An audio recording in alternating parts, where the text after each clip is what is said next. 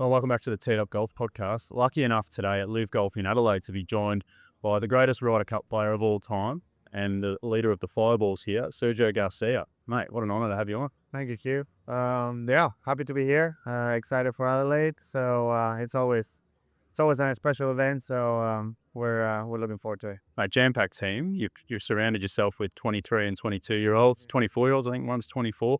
Dave Pugh's 24. 46. 22 and 22. The young bucks. What's the thought behind building the team with young kids and yourself? Well, I mean, I think that to me, I remember when I came out on tour and the way that Sevi Ballesteros and Jose Maria Lafella treated me and the way they just got me around, put me around their wing or under the wing and made me feel like I belong and help me learn, inside the ropes and stuff. So I've always wanted to do that. It's something that, I feel like, we as more veteran guys, we have to do. It's something that is a must, and to be able to do it with three young Spanish players that with great potential, it's obviously amazing. Great potential. Ballesta obviously won last year on the Asian Tour, and Dave Pugh's won the Australian PGA Championship, and has been in unbelievable form over the last sort of six months in particular. Dave has. Well, what's in there? Do you see much of them in yourself, like from when you were that age, in terms of the fieriness? Like I saw Ballesta at the Australian Open getting quite angry, which I love that exuberance. But what are you doing that? Yeah, that's the Spanish blood. We all have it. Yes, I definitely do see some things. Obviously, they play a little bit of a different game that than I played when I was little. Obviously, technology and the way that all these kids are prepared nowadays, it's better than when we were growing up. But the essence of the game is still the same, and it's nice to be walking alongside with them and helping them when they need it. I mean, obviously they're great players and great kids, but when they need a little talk or something, and they know that I'm there, and it feels nice to be able to to feel helpful and to be able to help them a little bit. You've been playing professional golf before they were born. Yeah, Almost 30 years, I think, roughly. 27. This is my 27th season. Yeah. 27th season. What are you learning from them? The world's changed. Like, what are you learning from those guys out there? Yes, I mean, obviously, I still see the excitement of them being young and the energy that they bring and how hard they work and everything like that. So it kind of keeps me in check to definitely make sure that I want to keep doing things. Like I want to keep practicing hard and playing hard and trying to achieve as many things as possible.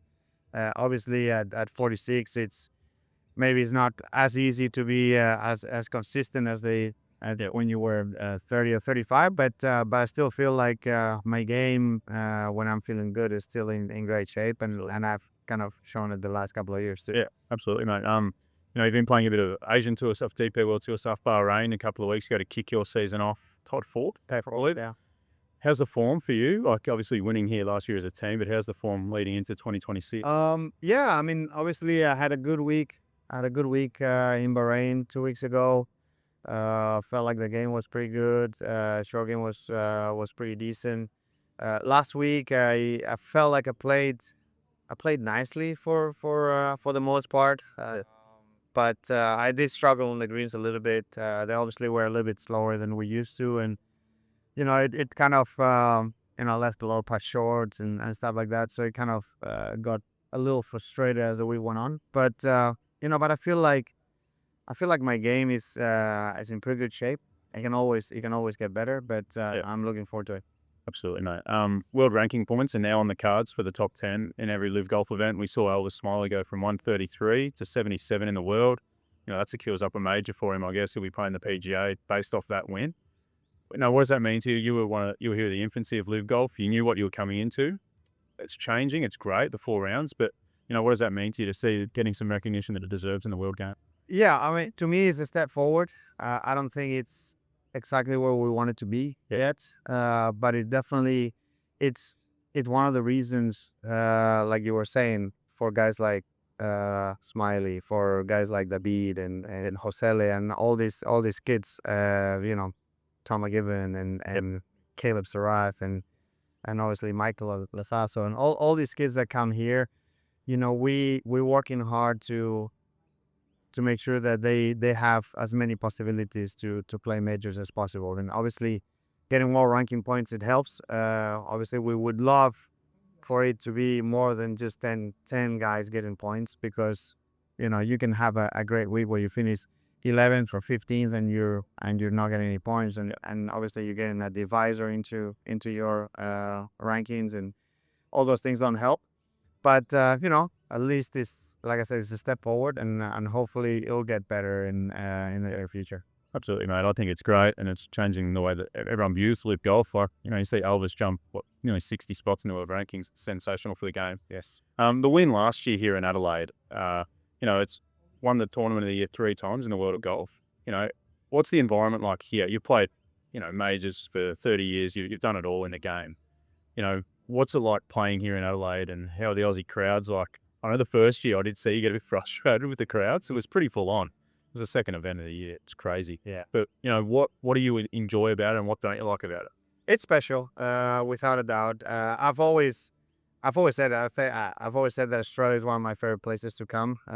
It's just a little bit far away. I'm going to say that, but other than that, I've always been a fan, and I've always come here a lot throughout my career. Yeah, it's a lot of energy here, and I've always said, as long as it's respectful, Yeah. I'm all in for it. I agree.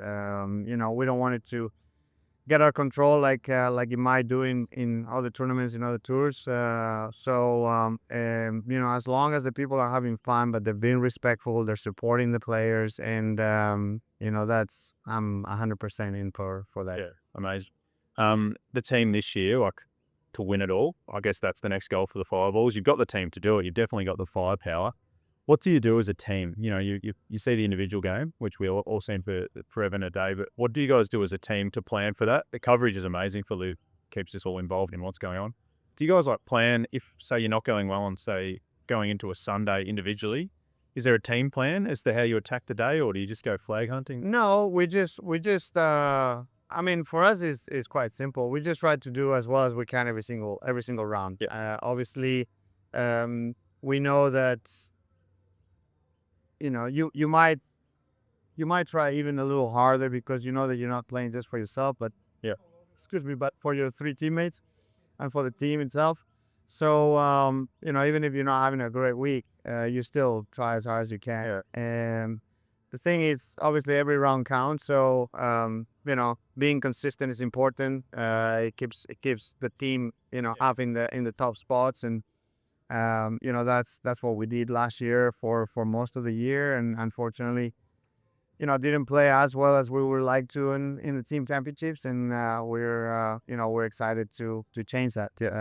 That's one of our goals, but like you said, I'm very happy with the team I have. It's an amazing team, and I just gotta keep up with them. I reckon you can, mate. Let's pivot now to talk a bit more about you and your amazing golfing career. I've grown up watching you play and always marveled at your game. You grew up in an era where Tiger just Tiger, I think. Yeah. But you're one of the greats of all time, greatest Ryder Cup player of all time. Reflecting on your career now at 46, where you are, what are you most proud of? I'm proud of so many things. I'm proud of being able to travel the world and promote the game that I love everywhere in the world. I'm proud of being able to represent Spain, throughout all these years, and do it to the best of my ability. And I'm mostly proud of doing what I love. I'm doing it for a living. It's great. It doesn't get much better than that. So it's great. It's great to be able to do those things. And now, like we were talking earlier, and now with LIV Golf and the Fireballs, and being able to have young kids coming out of Spain and playing in my team, it means a lot to me, and I'm looking forward to hopefully keep trying to give those opportunities to some of those young players, and keep growing the game, not only in Spain but everywhere in the world. Guys, majors, you've won a Masters, you've come so close in a lot of other tournaments. You've got an amazing record. On Wikipedia is where I do a lot of my research, Sergio. Very, very simple, but going through the record, it's amazing. A lot of yellow there, which is top fives. The Masters 2017 playoff to Justin Rose. You saw it last year with Rory do the same thing. When you reflect on that, you're nearly coming up 10 years on that. What does it mean to you to be a Masters champion? Following the footsteps of Seve and all that sort of thing. What does it mean? It's unbelievable. Obviously, to win a major is amazing. To win multiple majors, I'm sure it's unbelievable too. But to be able to have your name in with those guys that have won majors, it's an honor, and to be able to win the Masters, which is for me right there with the Open Championship are the two most important majors we have. Nothing against the U.S. Open and the PGA. I love them too, but I think those are the two that you always look up to. So to be able to call myself a Masters champion for the rest of my life, it's it's something that you don't take lightly, and you have to be very proud of it. How often do you put the jacket on just sitting at home? Well, unfortunately, I don't, because the jacket stays at Augusta. You're only allowed to travel with the jacket the first year. I'm gonna I don't know if you remember in 2017 when I came and played the PGA here in Australia. I did have it because Rory bought his last year. Yeah. But then when we come back to Augusta and I take it off. in defense, unless he wins it again, the jacket stays in your champion's locker. So it's a very unique piece of clothing, and you have to respect it and take very good care of it. Absolutely. When you roll into Augusta, do you just have a sneaky fit, see how much size you put on? Or well, I mean, you come in, like, for example, for the Champions Dinner, we'll come in dress but without a jacket. So tie and shirt and everything, and then you go into the locker, you put on the jacket, and you have dinner, and then before you leave the premises, you give the jacket back. That's an amazing tradition. I think that's one of the great things. 30 years of majors for you. 1996 US Open was your debut, young bloke. Yeah, the US Open, no, the Open Championship. Open Championship. Yeah. Royal Lytham, 1996. 96, 30 years ago this year. Apart from winning the Masters, what's your fondest major memory? Can be from before you're playing or as a player. Well, I mean, to be totally honest, like you were saying, I've been fortunate to have several, even though I've only won one. But 96, even though I missed the cut, I was 16. I remember playing practice rounds at Royal Lytham in St. Anne's with Seve. So for me, it was unbelievable as an amateur and playing with my idol at the Open Championship, where he was, I mean, a god. Yeah. So that was very special. Obviously, the PGA champion in '99, that shot on Siga Demon from behind the tree. That was an amazing week. And then some really close calls in a few of them, a few PGAs, a few Open Championships, and then obviously the 17 Masters as the top. I'll exclude that from the question. Now, at the Ryder Cup, as I said before we started recording, we've spoken to Lee Westwood, spoken to Nick Colsaerts. We had to catch up with Pulse. You guys all have amazing history in the Ryder Cup. You're etched into the record books. 25.5 points for you, so the all-time record, 9 appearances, 6 winning teams. We saw Team Europe dominating at the moment. You're good enough to be playing it at the moment. Like, does it hurt you to watch it, or sort of what are your feelings when you're watching Team Europe these days? No, I wouldn't say it hurts. It hurts me. I obviously, I would love to be a part of the last two, but at least I was watching and I was supporting and I was trying to help in any way I could. Like sending videos to the team and cheering them up and stuff like that. At the end of the day, it doesn't matter if I'm in the team or not. I'm European. I'm Team Europe, and I always will be. And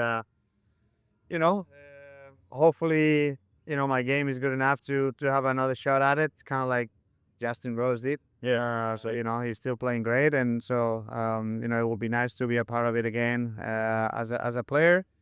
And if not, hopefully in the future, you never know. Maybe as a captain. I think that there's a lot of there's a lot of kids out here on LIV that had potential of being in a Ryder Cup, and I would love to be able to maybe captain one, several of sorry.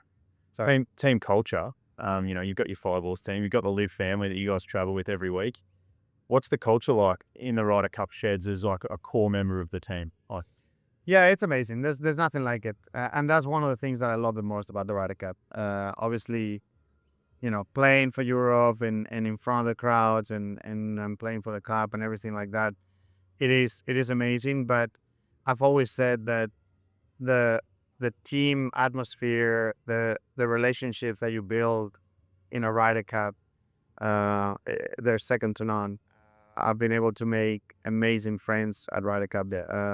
So very, very close friends, and I think that one of the things that I love about LIV, and that's one of the reasons why I came here, is because now it gives me the opportunity to do that and build amazing relationships with young kids that I've known coming from Spain, but maybe I wasn't as close as I am now. So that's amazing. If you had the keys to world golf and you could make all the decisions, where's the game in 5 years' time?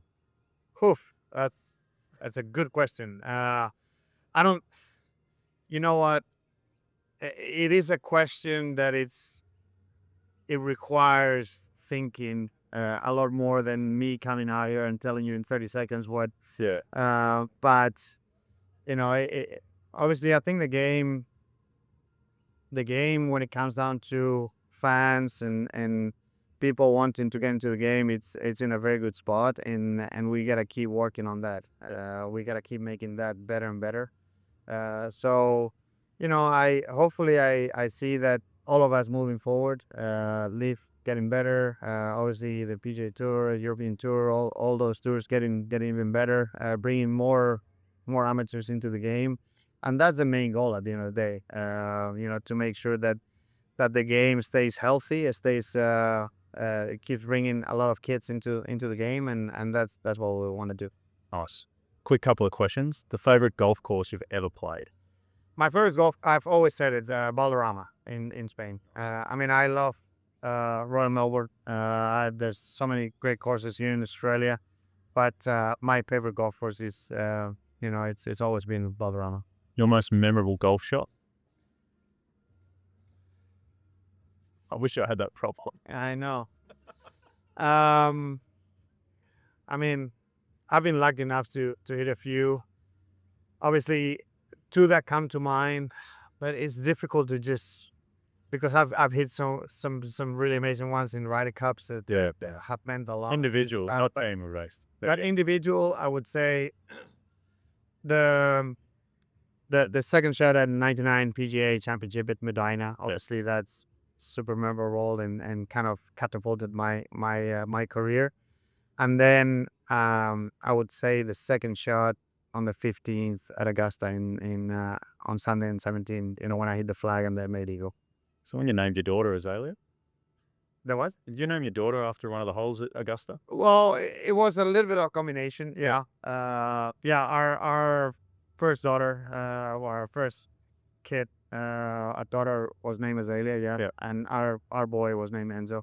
Yeah. But it was a little bit of a combination of, Augusta, and obviously we like flower names, and we really like the Yeah, it's just a nice name. we like the name, and it was a unique name too. Yes. So we enjoyed it. Absolutely, mate. Well, mate, it's been a pleasure to have you on the podcast. Thank you. Goal for this week? Where do you want to finish? Well, obviously, as a team, we would love to be able to defend our title. Individually, I would love to have a good solid week, give myself a chance of winning. Obviously, winning would be amazing to do it here, both as a team, as an individual. But if not, at least just content and be around that top 10 and keep building on a solid year. Nice, mate. Thank you, Sergio. Thank you. Cheers, mate. Thanks, bro. Pleasure. Cheers.